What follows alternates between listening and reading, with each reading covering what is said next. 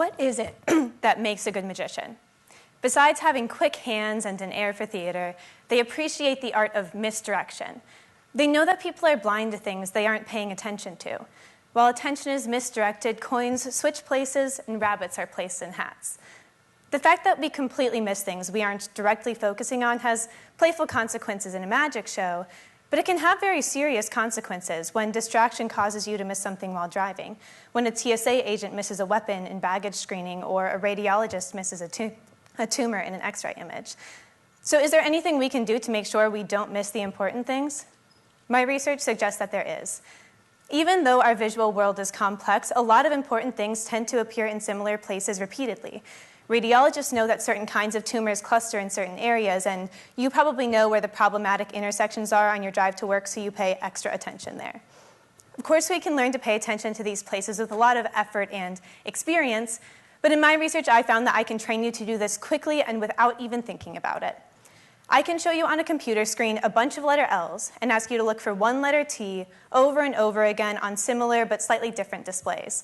I can train you to look for the T in the place where it's most likely to appear by putting it there a lot of the time. In my research, I found 3 things about how we learn to pay attention to these important locations. First, it can happen very quickly.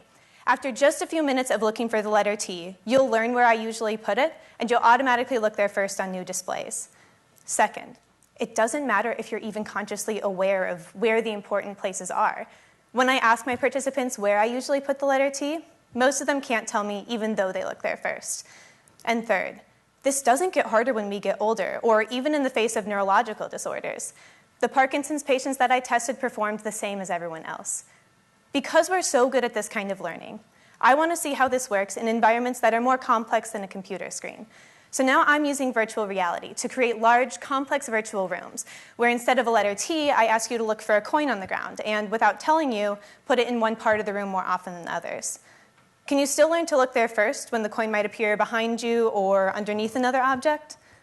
The more I know about how you learn to pay attention to the important places in these complex virtual environments, the closer I am to being able to train you to do this in real-world contexts, so you're less likely to miss something while driving, screening baggage, or scanning an X-ray image.